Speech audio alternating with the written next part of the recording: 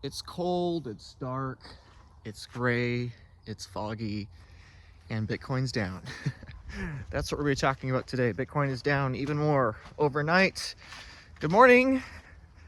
Good morning. Hope you are having a wonderful day wherever you are in the world. Bitcoin has fallen over the course of the night. Started the night at the $83,000, $84,000 range.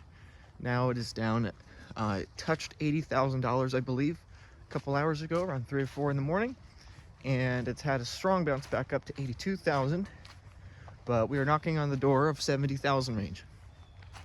So in this video, we're going to be talking about that because I know everyone's going to ask, and so it's good to make the message, I suppose, preactively, so by the time you wake up, you're getting that. So anyway, I slept great. I just woke up. I'm going on my morning walk. It's hunting season in Michigan, so I'm going to be a good boy. Wear my orange hat for safety. And that's the message of today: safety and lowering your risk. The odds of a hunter shooting me are probably relatively low, but you always want to be safe. And a lot of people right now, unfortunately, are learning that message. There's a lot of pain in Bitcoin world. A lot of you watching have unrealized losses, aka you bought at a higher price than what your Bitcoin is currently worth. A lot of you have unrealized losses, but also have the risk of a liquidation or a margin call or of a loan like that. And a lot of you, those margin calls are in the $70,000 range. I made a video on this last night. I made a video on this a week ago. I made videos on this multiple weeks ago, multiple days ago. I've made a lot of videos over this, specifically when we started moving down recently in Bitcoin price.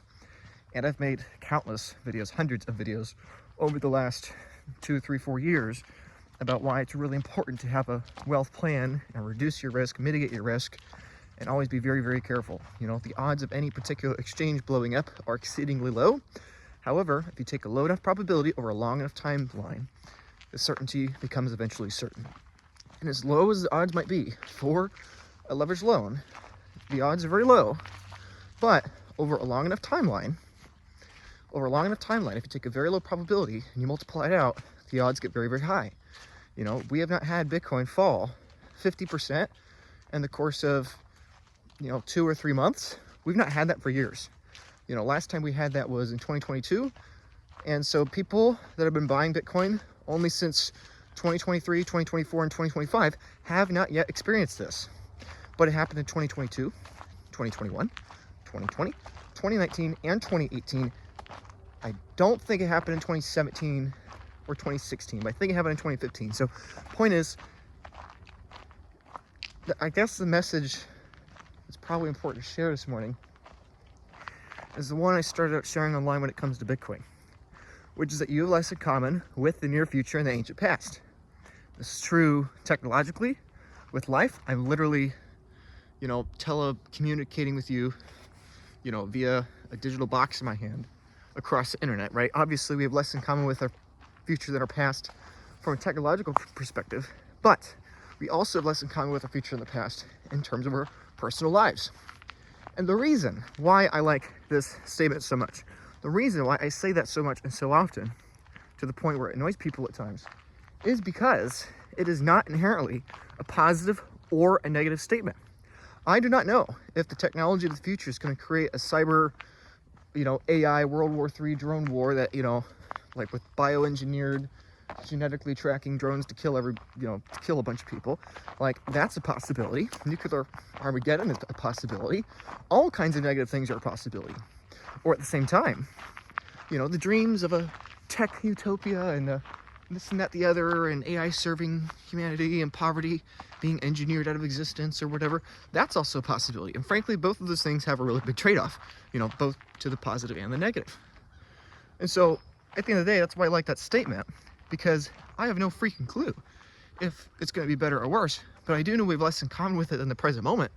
And then once you accept the reality that the technological world as you know it is going away, the one thing that makes sense left is Bitcoin. We know either way, no matter what, that the present moment as it is going away. Speaking of the present moment, look at that fog. Isn't that cool? It's so much stronger in person than it is on the camera. But anyway, it's really neat. Point is, if we zoom out a little bit, I'll zoom out a little bit, but then we'll talk about the specific moment and the price fall. If we zoom out a little bit, let's kind of the future and the past, you know.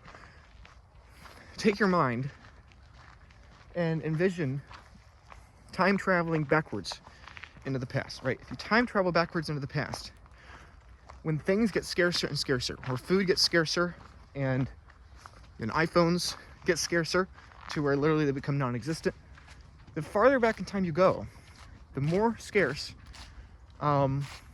commodities for human survival become. Food, water, shelter, land, all those things. Labor, you know, all those things become more scarce the backwards in time you go, and the more valuable they become.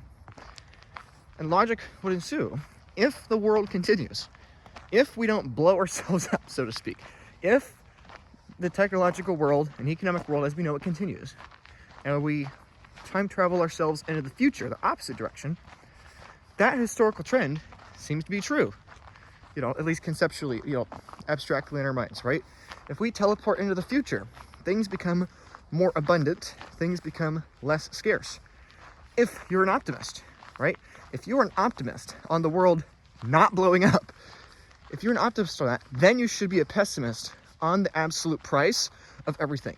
If you think we don't have proverbial nuclear Armageddon, then you should believe the cost of food, housing, electricity, information, labor, all those things. You should believe all those things are about to collapse in economic purchasing power over the course of the coming years and decades. And this is why I think, and I've said it many times over the course of many years and hundreds of videos, that the only investments that make sense anymore, in my opinion, are bullets, guns, ammo, gasoline, if you're a pessimist on the future, or Bitcoin, if you're the optimist on the future.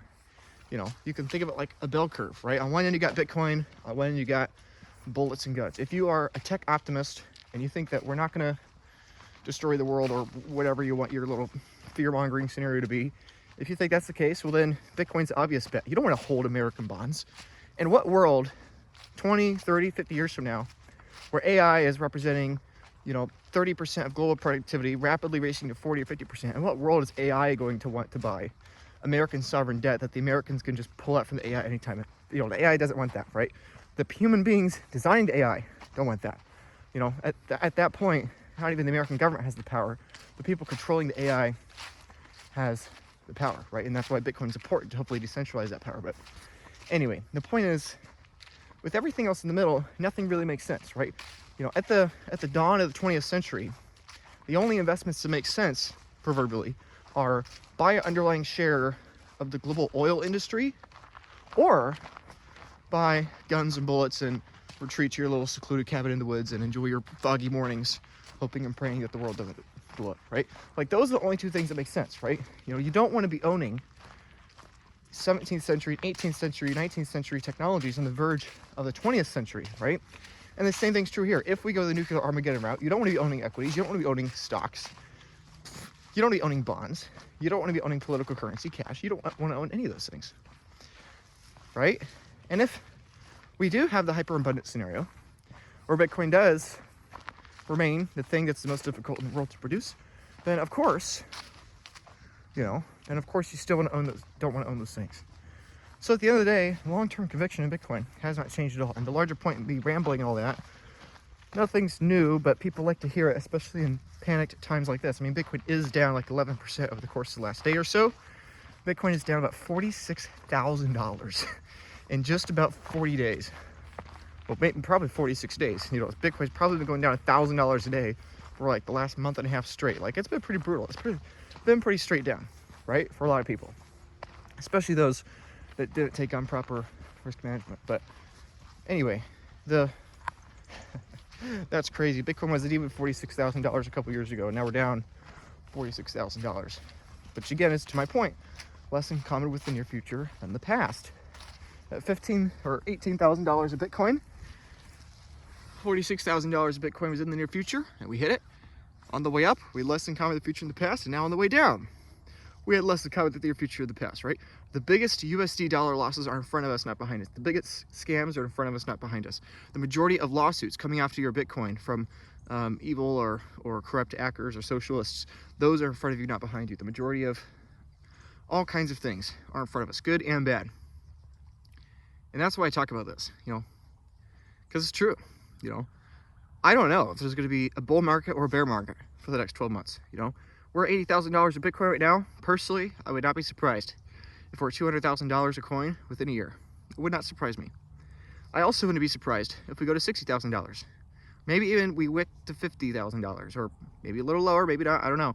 Neither of those things would really shock me. Sure, maybe it would surprise me, especially depending on where in the timeline it is, but neither of those things would shock me at the end of the day. I don't think we're going to 30 grand. I don't think we're going to $500,000 in the course of the next year, you know. So I mean, at the end of the day, this is such a wide range. Like, oh, Luke, you're saying it will go up or go, and how is that helpful? Well, you know, I'm sure it shouldn't be helpful if you're trying to day trade or you're trying to take a bet or you're predicting a certain target. Well, sure, it's not going to be helpful. Like, but I'm not trying to do that. I'm trying to speak more generally here to what I actually believe. So that's what I think. And either way, you've less to cover the future of the past. A lot of you, frankly, are looking at margin calls. You know, probably, you know, if there are a few thousand of you watching this video, there's probably a couple hundred that you're a little nervous. You're a little nervous waking up this morning. I get it. I hear you. I understand. I've met a lot of more people just like you over the course of the last few weeks alone. And a lot of them, frankly, have a lot larger balances than you. And, you know, I've seen a lot in general in life, but especially in the last week or two here. There's been a lot going on. Trust me, if it's any consolidation, you're not really alone. But for those people, they've less in common with the near future in the past.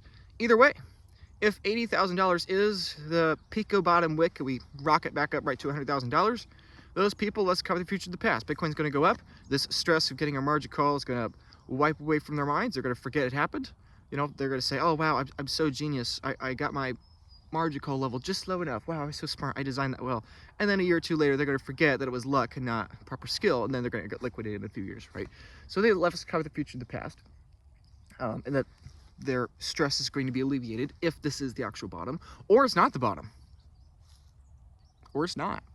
And if it's not, they've less cover the near future in the past because they're about to lose the majority of their stack. And that, for, you know, if a few thousand people are watching this, you know, maybe 10% of you are in this scenario, or maybe 5%, you know, God, I hope it's lower.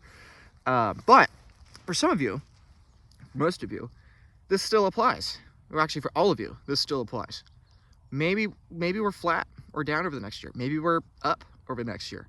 But at the end of the day, all of you have less to cover the future than the past. If Bitcoin goes down in terms of dollars, or it stays flat, if that happens, you have less in common with your future than your present, because you probably are going to increase your Bitcoin stacking position so much more than you thought possible before. Your Bitcoin net worth, your Bitcoin stack has less in common with its near future than its past. Number one, you're going to probably have your largest dollar denominated loss in your life, in your portfolio, in your net worth that you ever have had before. Number one.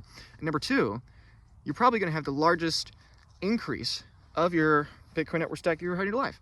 And so there's a positive and there's a negative. Sure, bear market will be annoying if you're looking from the perspective of the US dollar decline, but it's really awesome if you're looking from your Bitcoin net worth rising. You have less to cover the future in the past. And let's say that I'm wrong, or no, that would be if I'm wrong, if Bitcoin's going down. But let's say all the bears are wrong, and let's say that we're going back up, you know, and let's say Bitcoin skyrockets, you know, Omega's right up to, you know, whatever, 200 grand or so within the next few months or next year or whatever.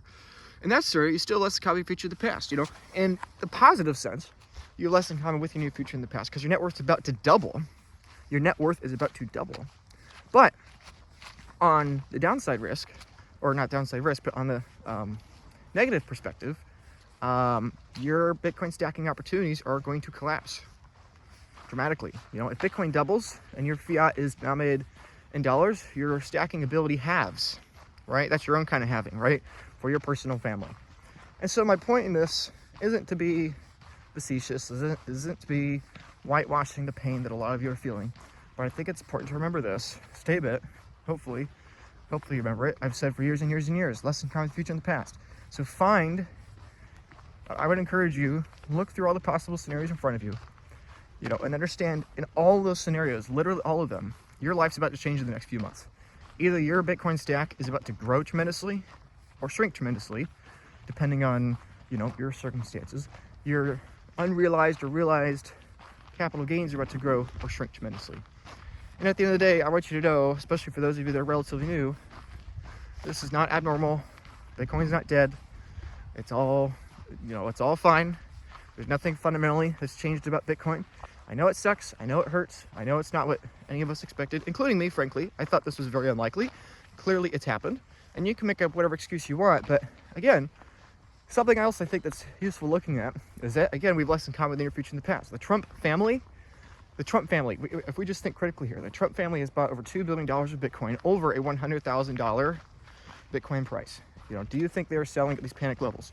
Do you think that the Trump family has a margin call at $75,000 a coin? Do you think that the Trump family has suddenly turned bullish on Bitcoin? Maybe they have. I don't know. However, we have the midterms coming up. And think of it this way. The next year is the Trump family's last chance to hold power in the executive branch, potentially, for a very long time. If the midterms come through and the Trumps get, or the Republicans get decimated in the midterms, or at least lose control, the Trump family only has so much time to get pro-Bitcoin stuff through the office, And so you could say, oh, that's a pessimistic take because what happens if they don't? And then that whole narrative's gone for Bitcoin. Okay, sure, fine, whatever. On the other hand, you could say that means that if they're going to get something through, they're probably going to get it through, before mid next year. And at the end of the day, you can try to time Bitcoin. You can try to do that. You could say, look, I'm going to sell $80,000. I'm going to buy back in at $60,000. But frankly, that's not really a good idea. Okay, you're going to sell hoping Bitcoin goes down another 25 or 30% or so when we're already down over 30%. Those risk-adjusted bets are not in your favor. Again, I would remind you, we have less in common with the near future and the ancient past. For the previous 16 years, Bitcoin has not been adopted by central banks. Literally, over the course of the last couple of weeks, we have gotten off zero.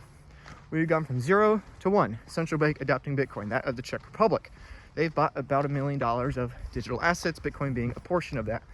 And they've said, the Czech central bank has said that it's going to be years before they actually really embrace it. This is a test.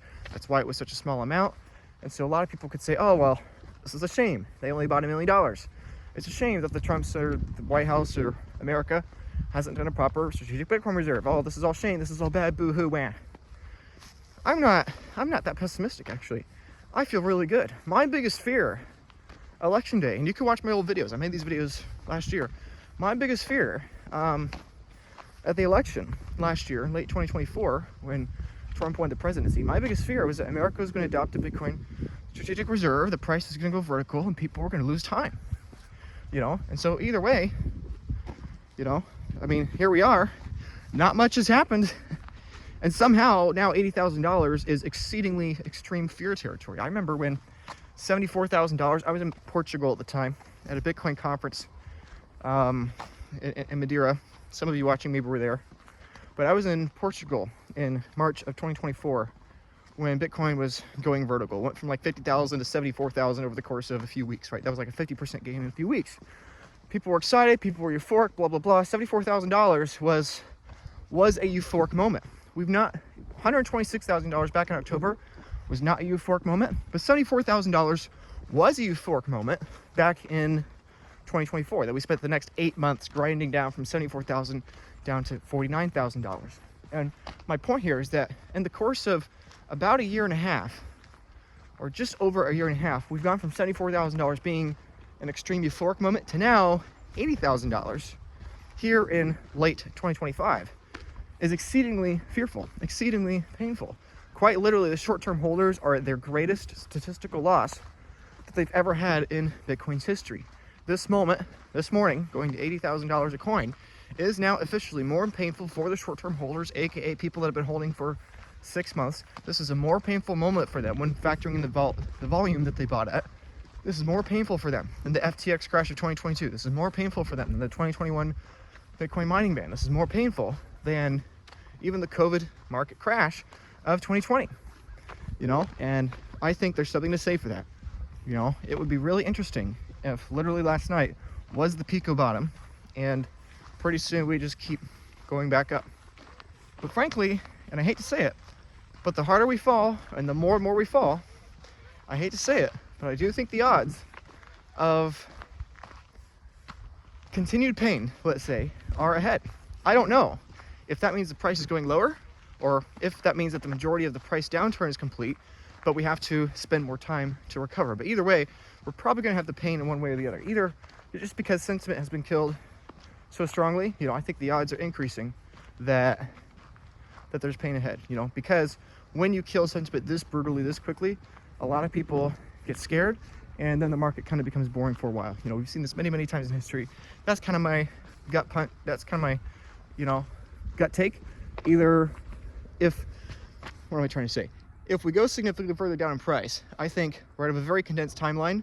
We go down further, and then we come back up. If the pain is not in terms of price, but it's in terms of time, then maybe we're mostly done with going down, and then we're just going to be flat for a while, and then we'll come back up. But again, it's worth reminding everyone, we are down $46,000 in less than 2 months here.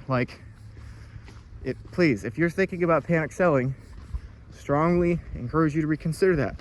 Reach out to me, book a call, lament your emotions, talk it through. I'm happy to talk through everything with you. I won't tell you what to do, but I'll go through the math with you. I'll walk it through in your situation, and then you will hopefully figure it out for yourself. That's not a good risk-adjusted bet to be selling Bitcoin when it's down $46,000 over the course of a couple months. But at the end of the day, we've less to cover the future than the past. And the important thing to understand is that you are going to have pain either way, my friend. Either way, you are going to have pain. You get to choose the kind of pain you're going to have. If Bitcoin is wrong and it's a scam and it's going to zero, then you're going to have the pain in doing that.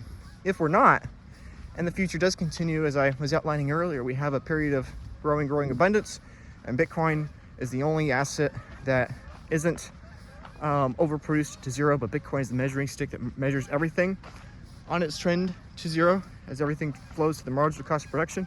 If that's the case, you're going to face pain too. And this temporary pain is the price of admission. This is the cost for avoiding the perpetual pain 5 years, 10 years, 20 years, 30 years from now, realizing, oh my goodness, everything in the world has declined by 95% in purchasing power, which is good for you if you're, if you're from an income perspective, but it's bad for you if you're from a wealth preservation, wealth storage perspective. You get to choose your pain. Right now, all the Bitcoin bears are having a field day making fun of you. And this is their top. This is their euphoric period, right? The Bitcoin bears, frankly, for them, this is almost as good as it gets. Maybe it gets a bit better. Bitcoin falls a bit more. They'll dunk on you. They'll make fun at you at Thanksgiving. How are your Bitcoins going, right? But this is their euphoric top, right? This is as good as it gets, right? For you, this is pretty bad.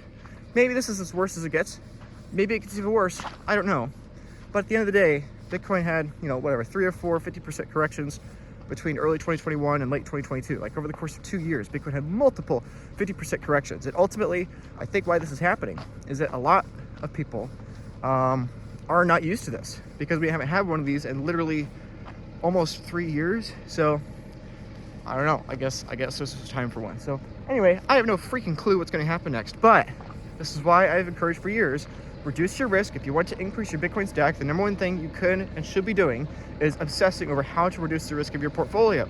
You may think that you're being a genius or smart or cute if you're trying to increase your risk on your own, but at the end of the day, you got to focus on reducing risk first. From a custody perspective, a legal perspective, a portfolio allocation perspective, an emotional perspective, a family planning perspective, all those things. Reduce those risks, then we could talk about how to increase your Bitcoin stack. But there's no point increasing the Bitcoin stack until we have a solid foundation to build a house upon first. I've made my point. Hopefully this video was useful. I got a really busy day ahead of a lot of calls to do and just a lot. Wish you the best. Have a great day. And next time you'll see a video from me, Bitcoin's probably either going to be $75,000 or $90,000. See you then. Bye.